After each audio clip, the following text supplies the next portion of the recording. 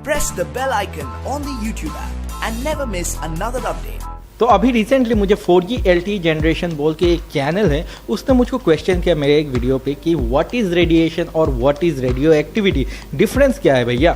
तो चलिए, ये तो बहुत कंफ्यूजिंग टर्म खुद में है ही, मतलब अगर हम लोग सही से नहीं जानते इसका डेफिनेशन तो ये हमारे लिए सही में कंफ्यूजिंग हो जाएगा।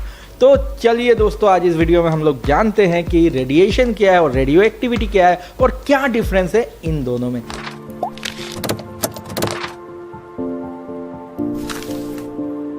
नमस्कार दोस्तों, आपका स्वागत है टेक्गिक्स में। और आज का वीडियो है रेडिएशन और रेडियो एक्टिविटी के बीच में डिफरेंस के ऊपर, और बहुत ही मतलब इंटरेस्टिंग सा वीडियो है। तो चलिए, मैं आपका टाइम तो ख़राब नहीं करना चाहता ये बोल के कि लाइक करो, शेयर करो, सब्सक्राइब करो। भैया ये सब तो हर वीडियो में मैं आपको बोलता ही हूँ, आपको सब पता ही है कि लाइक करना है इस वीडियो को और फिर सब्सक्राइब करना है चैनल को, नीचे का बटन दबा के। तो इस पर टाइम वेस्ट करना सही नहीं लग रहा मुझे। लेकिन हम लोग बात करते हैं आज कि रेडिएशन और रेडियो एक्टिविटी क्या होता है और इनमें डिफरेंस क्या है। तो दोस्तों देखिए, जो रेडियो एक्टिविटी होता है ये आता है हमारे केमिस्ट्री में। हम लोगों ने जब भी केमिस्ट्री की पढ़ाई की है तो हम लोगों को पता है कि यूरेनियम 235 या फिर रेडियम, इन सारी जो एलिमेंट्स होती हैं, ये सारी जो एलिमेंट्स होती हैं, ये सारी रेडियो एक्टिव होती हैं। अब रेडियो एक्टिव क्यों होती हैं?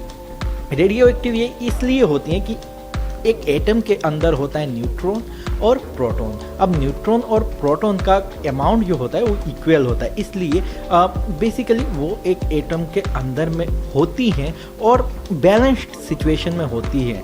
मतलब न्यूट्रॉन और प्रोटॉन अपने ऑपोजिट पोल्स के कारण अपने एक दूसरे को अट्रैक्ट करते हैं, रिपेल नहीं करते, और इसमें वो लोग बैलेंस में अपने में सिमटे हुए होते हैं। बेसिकली उनसे कोई रेडिएशन टाइप का नहीं निकलता। लेकिन जब भी ये डिसबैलेंस होता है, प्रोटॉन ज़्यादा हो जाता है न्यूट्रॉन से, तो ऐसे में क्या होता है कि उस एटम के अंदर एक हलचल सी आ जाती है, क्योंकि जो प्रोटॉन होता है वो एस्केप करना चाहता है कि मैं उस एटम से निकल जाऊं क्योंकि मैं डिसबैलेंस कर रहा हूं इसको, या फिर न्यूट्रॉन चाहता है निकल जाऊं कि मैं डिसबैलेंस कर रहा हूं इसको। अब बेसिकली मैं ज़्यादा डेप्थ में इसके नहीं जाऊंगा कि रेडिएशन क्या है, मतलब आप तो समझ ही गए होंगे। ये एक आपको हिंट दे दूँ कि आप मान लो 11 और 11 प्लेयर्स का मैच होता है। अब क्रिकेट का एग्जांपल ले लो, 11 प्लेयर्स होते हैं हर एक टीम में, लेकिन अगर 12th होगा तो वो बाहर बैठेगा क्योंकि वो वेट करेगा अपना टाइम आने का। इक्वल होना पड़ता है तभी वो गेम पॉसिबल होता है। सिमिलरली एक एटम में इक्वल न्यूट्रॉन प्रोटॉन जब तक नहीं होंगे तब तक वो एक बैलेंस्ड एटम नहीं होगा।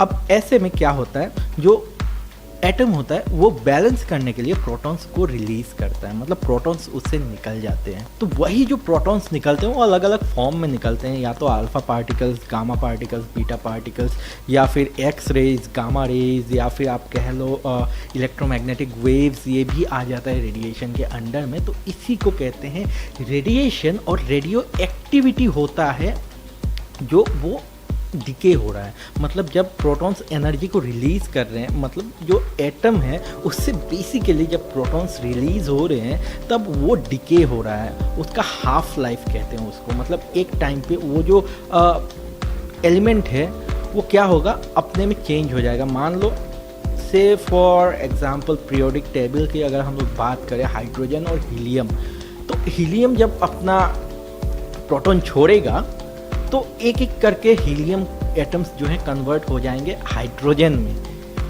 तो यही जो कन्वर्शन है वो होता है, उसको कहते हैं हाफ लाइफ। मतलब एक टाइम के बाद वो क्वांटिटी हाफ हो जाएगी। अब ये ऐसे सीक्वेंस में चलता है कि पहले अगर आपके पास 500 ग्राम्स ऑफ हीलियम था, अब वो हो जाएगा 250 ग्राम एक टाइम के बाद, और उसके बाद एक टाइम के बाद 125 ग्राम हो जाएगा। तो ऐसे ही हाफ होता जाएगा। इसको कहते हैं हाफ लाइफ डिके। तो ऐसे में क्या होता है, चलिए अब तो बहुत बात हो गई रेडिएशन और रेडियो एक्टिविटी की। तो ऐसे में ये जो पार्टिकल्स रिलीज होते हैं, या तो अल्फा पार्टिकल्स हो, गामा पार्टिकल्स हो, बीटा पार्टिकल्स हो, इलेक्ट्रोमैग्नेटिक वेव हो, एक्स रेज हो, गामा रेज हो, जो भी निकलती हैं उन एलिमेंट्स से, वो ऐसे में बहुत हार्मफुल बन जाती है। क्योंकि अगर हमारे बॉडी को वो पेनिट्रेट करती हैं मान लो आप उस रेडिएशन के रेंज में पहुंच गए, तो अगर वो जो रेडिएशन निकल रहा है अगर हमारे बॉडी को पेनिट्रेट करता है, आर पार जाता है, इनमें ये बहुत छोटे पार्टिकल से इजीली जा सकते हैं, तो क्या करते हैं वो हमारे जो डीएनए होता है, जो क्रोमोसोम के अंदर होता है, जो डीएनए स्ट्रक्चर होता है, उसको अगर हिट कर गई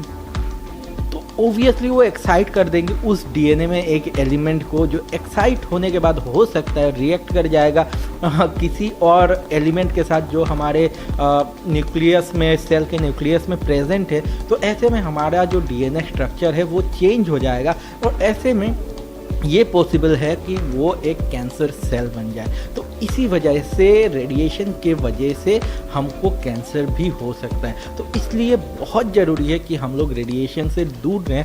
अब हो गई बात, चलिए रेडिएशन की, आप समझ गए रेडिएशन क्या है, लेकिन क्यों हम लोग फिर सेलफोन सिग्नल्स जो होते हैं, जो सेलफोन का वेव निकलता है, रेडियो वेव, उसको हम लोग क्यों कहते हैं रेडिएशन? तो देखिए दोस्तों, इलेक्ट्रोमैग्नेटिक वेव्स जो होते हैं वो भी आते हैं रेडिएशन में, जैसा मैंने आपको पहले मेंशन किया, और वो भी पेनिट्रेट कर सकते हैं हमारे बॉडी को, मतलब वो आर पार जा सकते हैं हमारे बॉडी को, और ऐसे में आर पार जा सकते हैं हमारे बॉडी के, और ऐसे में जब वो हमारे बॉडी के आर पार जाते हैं तो अगर वो हमारे डीएनए के कांटेक्ट में आते हैं, जो कि आजकल हमेशा हो रहा है, तो एक रेंज, एक फ्रीक्वेंसी हो सकता है हमारे सेल्स को एक्साइट कर दे, हमारे सेल्स को नहीं, हमारे सेल के अंदर जो डीएनए है उसका कोई एक एलिमेंट हो सकता है उस वेव के वजह से एक्साइट हो जाए, और एक्साइट होने के बाद वो रिएक्ट कर जाए या मूव कर जाए उस बॉन्ड को तोड़ के, जो बॉन्ड बना रहा है बेसिकली हमारे डीएनए को, और वो टूटने के बाद हो सकता है वो जो डीएनए है वो बन जाए कैंसर डीएनए।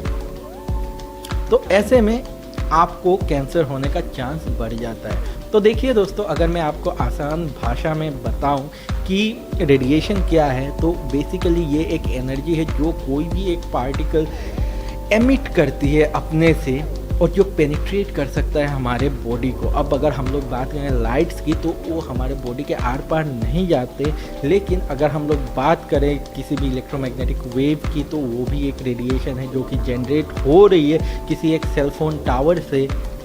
तो ये भी एक हार्मफुल रेडिएशन है। एक मतलब ऐसा ज़रूरी नहीं कि हार्मफुल ही हो, एक रेंज तक वो हार्मफुल नहीं होती, लेकिन उससे ज़्यादा जब हो जाता है तो वो हार्मफुल बन जाता है। जैसे कि अभी रिसेंटली किसी एक कंट्री में मैं उस दिन न्यूज़ पढ़ रहा था, देखा गया 5G का टेस्टिंग हो रहा था, तो सारे जो बर्ड्स हैं वो वहाँ पे मतलब इमीडिएट उनकी डेथ हो गई। तो सोचिए उस चीज़ का असर हमारे बॉडी के ऊपर क्या पड़ेगा। वहाँ की बर्ड्स लिटरली उड़ते हुए जाके अपना सर डुबो के पानी में सुइसाइड कर रही थी, मतलब सुइसाइड नहीं, बचने की कोशिश कर रहे थे कि वो जो वेव है वो उनके ब्रेन को पेनिट्रेट ना कर पाए, पानी के अंदर अपना सर घुसा रही थी। तो देखिए, ये भी जो इलेक्ट्रोमैग्नेटिक वेव्स हैं ये भी एक रेडिएशन है, ये भी हमारे लिए हार्मफुल हैं एक रेंज के बाद। तो दोस्तों, आशा करता हूँ आपको समझ में आई होगी जो डिफरेंस है रेडिएशन और रेडियो एक्टिविटी के बीच में। बेसिकली रेडियो एक्टिविटी हो गया, रेडियो एक्टिव एलिमेंट्स होते हैं जो मतलब डिके करते हैं खुद को अपने आप को बैलेंस करने के लिए, और रेडिएशन होता है वो डिके करते टाइम जो उनसे पार्टिकल्स या एनर्जी निकलती है। तो दोस्तों, आशा करता हूँ आपको ये वीडियो पसंद आई, और अगर आपको पसंद आई ये वीडियो तो आपको तो पता ही है, लाइक करना है, शेयर करना है, सब्सक्राइब करना है अगर आप नए हैं इस चैनल पे, और अगर आपने सब्सक्राइब नहीं किया अब तक, और सब्सक्राइब करने के बाद बेल आइकन को प्रेस करना ना भूलिएगा, ताकि मेरे वीडियोस का नोटिफिकेशन आपको सबसे पहले मिल जाए। और दोस्तों, ऐसे ही अगर आपके पास बढ़िया सजेशन है अगले वीडियोस के लिए, तो कमेंट में ज़रूर शेयर कीजिए, ताकि मैं आपके लिए वो वीडियोस बना पाऊँ। तो दोस्तों, आज का वीडियो मैं यहीं पे ख़त्म करूँगा। आपका दिन शुभ हो। Bye bye.